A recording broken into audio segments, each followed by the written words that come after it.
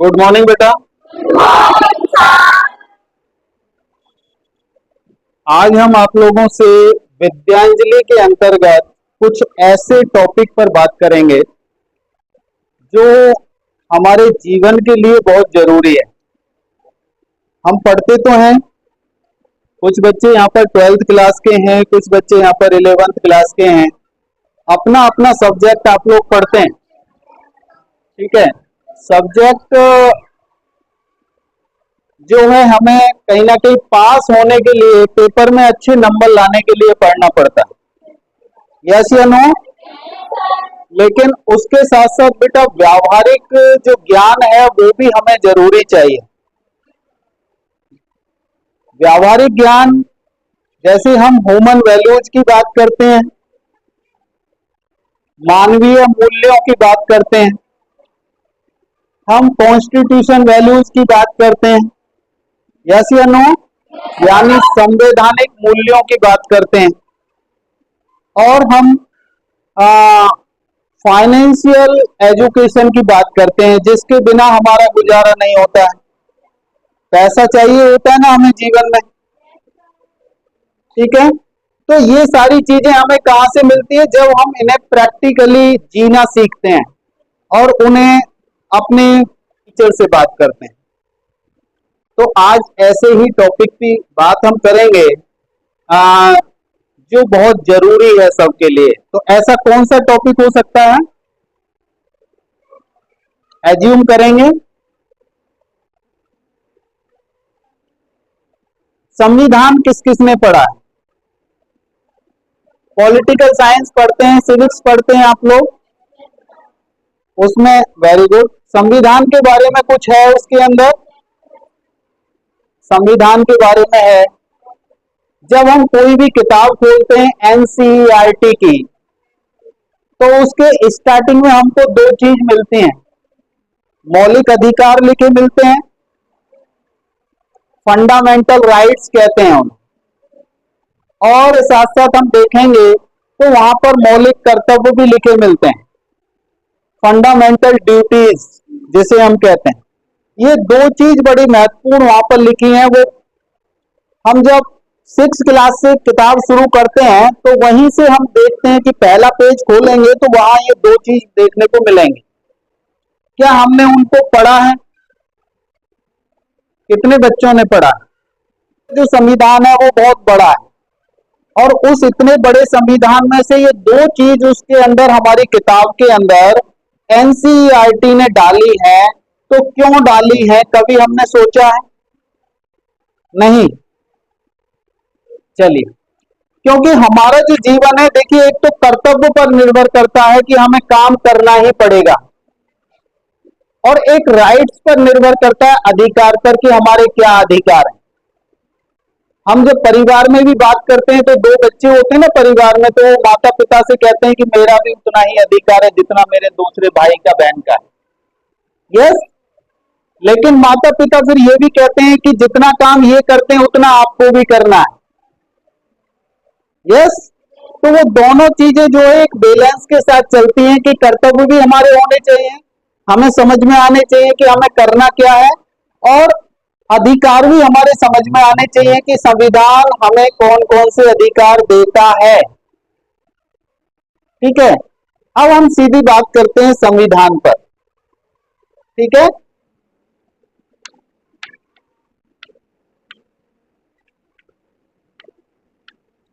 ऐसे लिखते हैं संविधान।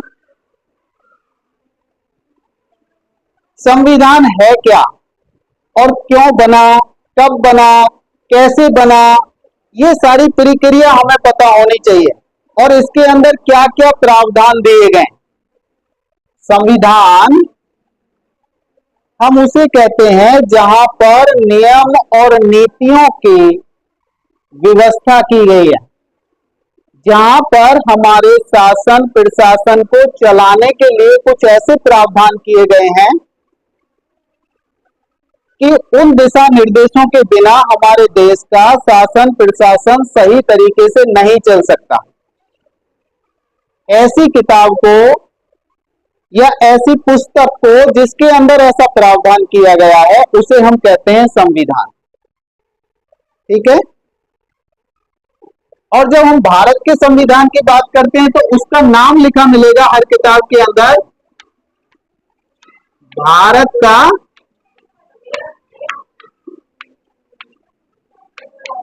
संविधान।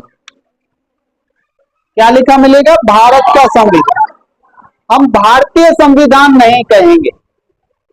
भारतीय संविधान भी बहुत से हम जल्दी में कह देते हैं, लेकिन वो कहीं ना कहीं गलत है। हम सही शब्द इस्तेमाल करेंगे तो भारत का संविधान। अब ये हमने छोटी सी डेफिनेशन देखी कि जिस किताब के अंदर नियम नीतियां ऐसे प्रावधान होते हैं कि जिनसे शासन व्यवस्था को, प्रशासन व्यवस्था को कंट्रोल किया जाता है, चलाया जाता है, उसे ही हम कहते हैं संविधान। ठीक है। अब और थोड़ा सिंपल कर लेते हैं, इसको दो टुकड़ों में तोड़ लेते हैं। सम कर देते हैं प्लस विधान कर देते हैं।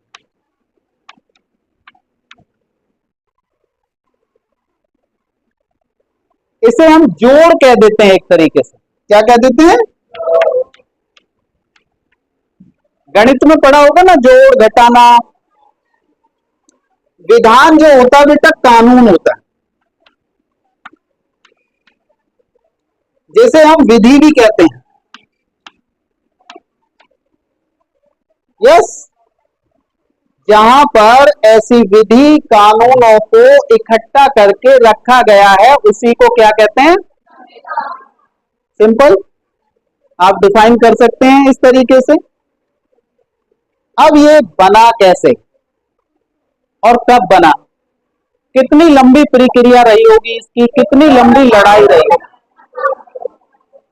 वेरी गुड, वेरी गुड, आप बहुत समझदार बच्चे हैं।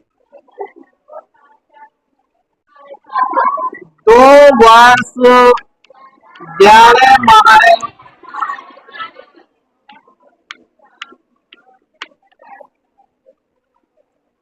लेकिन किसने इसे बनाया? कहते हैं संविधान सभा। ओके, तो संविधान सभा का गठन कैसे हुआ उसे भी हम देखेंगे। वैसे तो इसकी प्रक्रिया बहुत पहले शुरू हो गई थी, जब हमारे देश पर अंग्रेजों का शासन था। तो उस समय सबसे पहले अंग्रेजों ने भारत देश को चलाने के लिए एक लॉ बनाया था, कानून बनाया था, जिसे कहते हैं रेगुलेटिंग एक्ट। और वो रेगुलेटिंग एक्ट बना था बेटा 1773 में। 1773 में वो रेगुलेटिंग एक्ट बना था और वहां से इसकी प्रक्रिया कहीं ना कहीं शुरू हो गई थी। तब से हमने अपने रीति रिवाजों को कानून में बदलना शुरू कर दिया था। उसके साथ एक अगस्त प्रस्ताव आया था। आपने पढ़ा होगा हिस्ट्री में, पॉलिटिकल साइंस में। क्या आया था? अगस्त प्रस्ताव। कब आया था ये? 1940 को। 1940 में, बेटा सीधे बैठ जाए, 1940 में अगस्त प्रस्ताव आया था। और इन्होंने जिस समय हमारे यहां पर स्वतंत्रता के एक तरीके से लड़ाई चल रही थी, हम स्वतंत्र होना चाहते थे, तो अंग्रेजों ने एक कमेटी बना करके भेजा था, उसे नाम दिया था अगस्त प्रस्ताव। उसमें कुछ प्रपोजल दिया था कि आप अपने देश की शासन व्यवस्था को कैसे चलाएंगे। लेकिन इसका कई हमारे विद्वान देश के लीडर्स ने, जानकारों ने विरोध किया था कि हम इनके प्रस्ताव के अनुसार देश को नहीं चला सकते। इसी वजह से एक कैबिनेट मिशन योजना आया। क्या आया? कैबिनेट मिशन योजना, और जो आया 1946 में, 1946 में। ठीक है। ये आया 1946 में, और इसमें जो प्रस्ताव रखा, इसमें तीन सदस्य थे, और उन तीनों सदस्यों ने मिलकर के भारत को कुछ गाइडलाइन दी, प्रस्ताव दिया कि आप अगर स्वतंत्र होना चाहते हैं और अपने देश की सत्ता को स्वयं चलाना चाहते हैं, तो आपको एक संविधान बनाना पड़ेगा। और संविधान बनाने के लिए सबसे पहले आपको संविधान सभा का गठन करना पड़ेगा। तो संविधान सभा का गठन करने के लिए इन्होंने कुछ सदस्यों की संख्या सुझाई, ठीक है, और वो सदस्यों की संख्या थी 389, कि इतने सदस्य आपकी संविधान सभा में यानी कॉन्स्टिट्यूशन असेंबली में होने चाहिए। अब इनका बाइफरकेशन भी था। क्लियर हो रहा है आपको? आपको कहीं कुछ नोट करना हो तो आप नोट कर सकते हैं। इसका बाइफरकेशन भी था।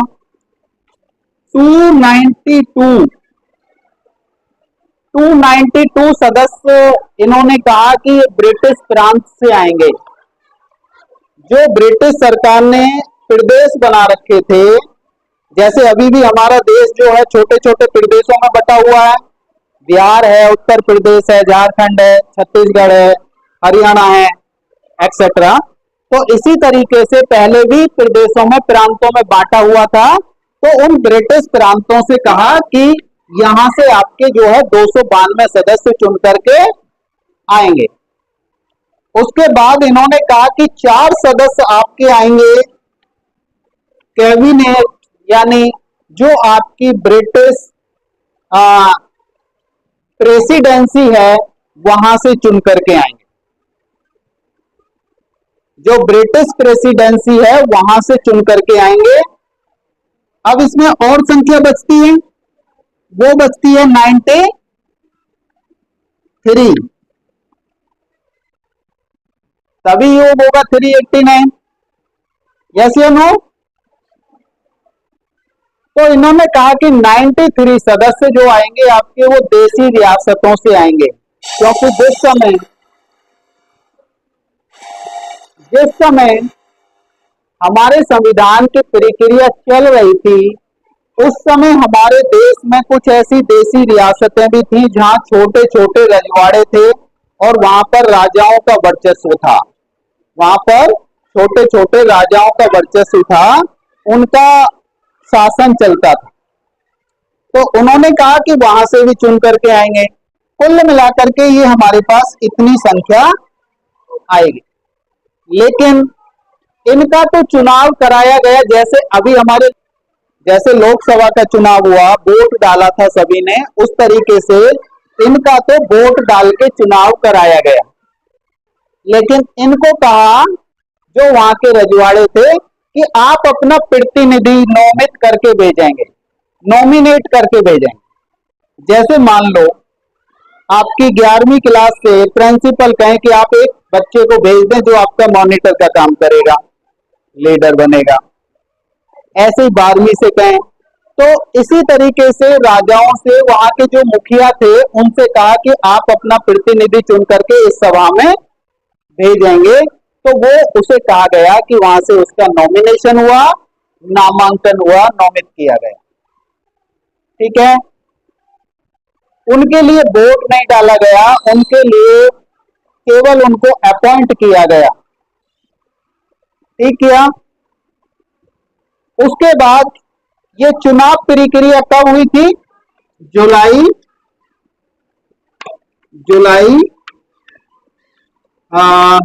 1946 में। कब हुई थी ये प्रक्रिया? जुलाई 1946 में। अब इस संविधान सभा ने यहां से चुनने के बाद काम करना शुरू किया, और जैसे ही कोई सभा बनती है तो उसकी एक मीटिंग होती, बैठक होती है। बड़ी सिंपल भाषा में हम बात करेंगे, किताबी भाषा में हम बात नहीं कर रहे हैं। केवल ये डेट और ये सारी चीजें तो हमें देखिए किताब से लेना पड़ेगा, क्योंकि हमें पेपर में भी अगर इससे रिलेटेड आएगा तो हमें ये लिखना पड़ेगा, ठीक है। लेकिन ये जीवन में कैसे इसकी जरूरत है, इन सब चीजों की हम बात करेंगे धीरे धीरे, ठीक है। इसके लिए बेटा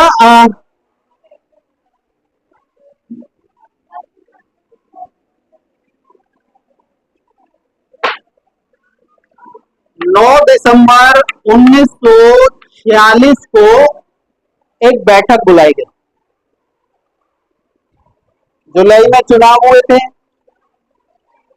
आप एक दूसरे के साथ ऐड करते चले जाएंगे, एक आपको सिस्टम समझ में आता चला जाएगा।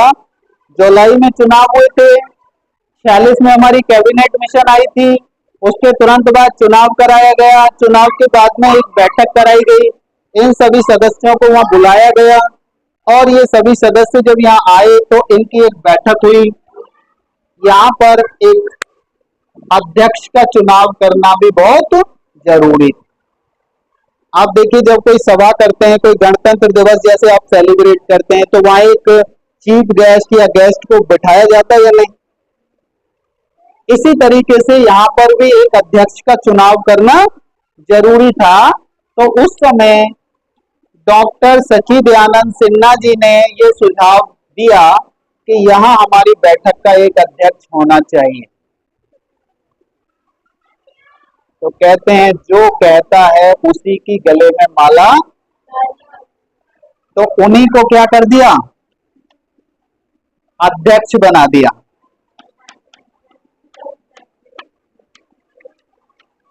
उन्हीं को क्या कर दिया, अध्यक्ष बना दिया, लेकिन परमानेंट नहीं, टेम्परेरी, अस्थायी अध्यक्ष बना दिया गया, क्योंकि आनन फानन में उनके सुझाव पर उनको बनाया गया था, इसलिए उनको टेम्परेरी जिम्मेदारी इस सभा को जारी करने की दे दी गई और इस सभा का काम शुरू हो गया। लेकिन हुआ क्या, कुछ समय बाद 11 दिसंबर 1946 को दूसरी बैठक बुलाई, 2 दिन बाद, और इसमें सर्वसम्मति से वोट डाल करके इन सबके सहयोग से डॉक्टर राजेंद्र प्रसाद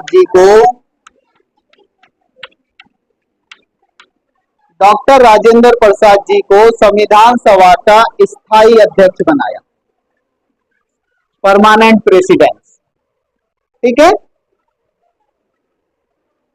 स्थायी अध्यक्ष बनाया। अब इनकी देखरेख में संविधान का काम बंद होना शुरू हो गया।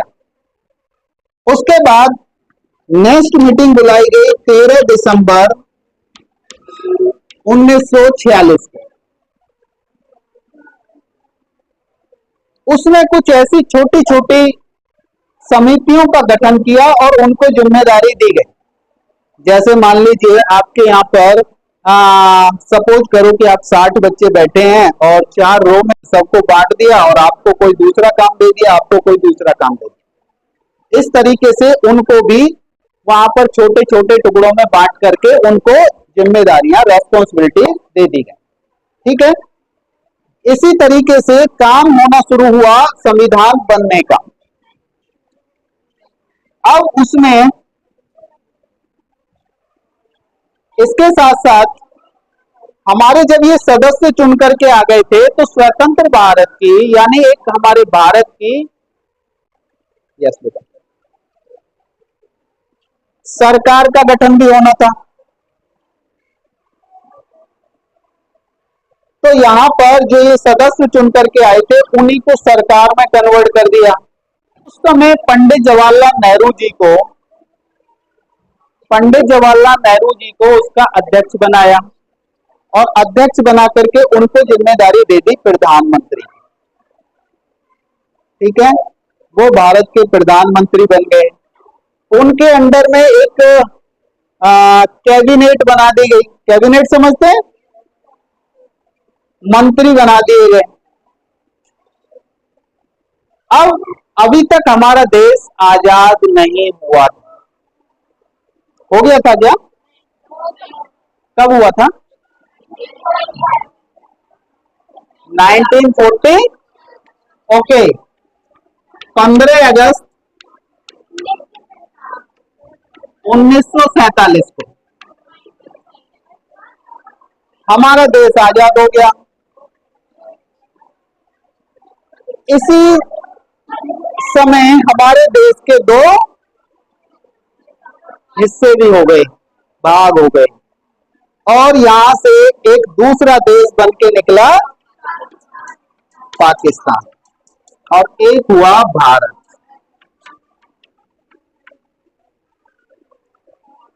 ये सदस्य कहां से चुन करके आए थे? दोनों में से। तो जब ये बट गया तो ये भी बटने थे, यस या नो? समझ में आ रहा है? तो इनको भी बांट दिया गया और भारत के हिस्से में आए 299,